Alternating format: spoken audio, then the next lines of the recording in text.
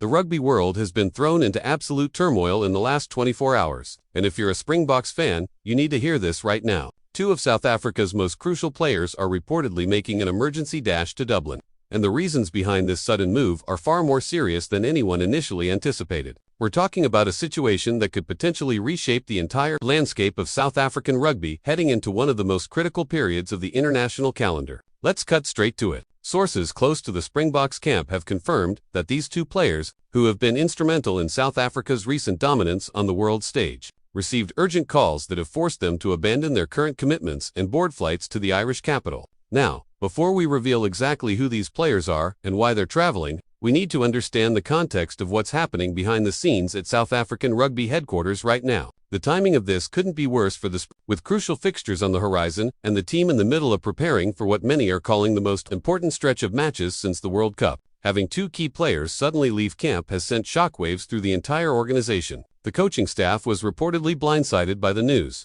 and emergency meetings were called immediately to discuss how to handle this unprecedented situation. Now, here's where things get really interesting. Multiple sources are suggesting that this isn't a simple injury concern or a routine medical consultation. The word coming out of South Africa is that this trip to Dublin is connected to something far more significant, something that involves the future structure of international rugby itself. Dublin, as many of you know, has become a hub for major rugby negotiations and discussions, particularly when it comes to player contracts and international agreements. The first player involved in this emergency trip is someone who has been absolutely pivotal to the Springboks' success over the past few years. We're talking about a player who has worn the green and gold with immense pride.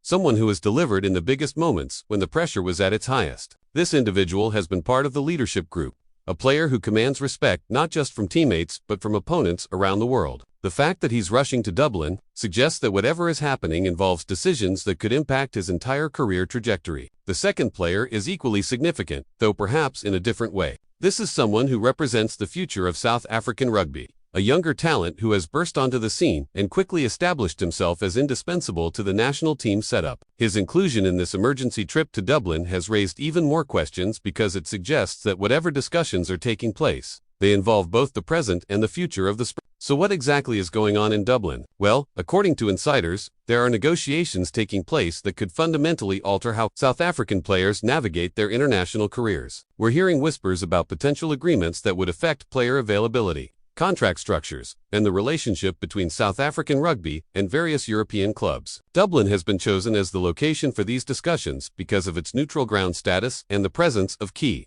decision-makers from multiple rugby unions who happen to be in the city for other meetings. The urgency of this situation cannot be overstated. These two players weren't given days or weeks to prepare for this trip. They were told they needed to be in Dublin as soon as possible, which suggests that deadlines are looming and decisions need to be made immediately. The Springboks coaching staff is now scrambling to adjust their training plans and potentially their selection strategies depending on what comes out of these Dublin discussions. What makes this even more dramatic is the secrecy surrounding the entire situation. South African rugby has been noticeably quiet about the details, releasing only the most basic statements acknowledging that two players have traveled to Dublin for what they're calling important meetings. The lack of transparency has only fueled speculation and concern among fans who are desperate to know what's happening with their beloveds. There's also a financial dimension to this story that can't be ignored. The rugby landscape has changed dramatically in recent years, with players facing increasingly difficult decisions about where to play their club rugby and how that impacts their international careers. The fact that these discussions are happening in Dublin, a city that has become synonymous with major rugby business dealings, suggests that significant money and long-term contracts are on the table. Some analysts are speculating that this could be related to the ongoing discussions about the global rugby calendar and how it affects player welfare and availability. The Springboks have been vocal advocates for better player management and more sustainable scheduling, and it's possible that these two players are representing the broader South African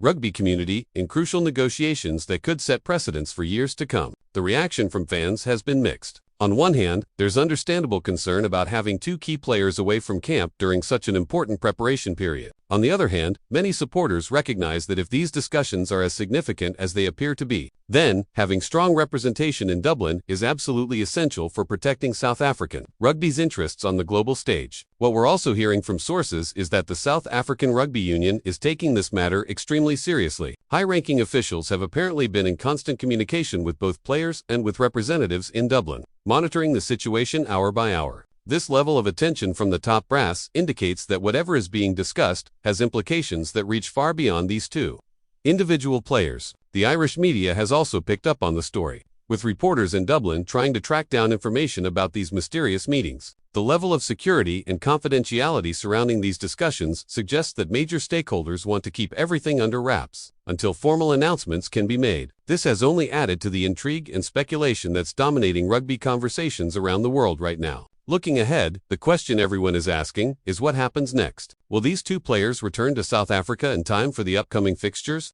Will the outcomes of the Dublin discussions force the Springboks to make significant changes to their plans? And perhaps most importantly, what will this mean for the long-term future of South African rugby and its place in the global game? The next 48 hours are going to be absolutely crucial. All eyes are on Dublin, waiting for any hints about what's being discussed behind those closed doors. For Springboks fans, this is a nerve-wracking time, but it's also a reminder of just how complex and interconnected modern international rugby has become. Whatever emerges from these Dublin meetings will likely have ramifications that extend far beyond just these two players, potentially reshaping the landscape of South African rugby for years to come. Stay tuned, because this story is far from over, and the revelations that are coming could change everything we thought we knew about the future of the Springboks. Asterisk.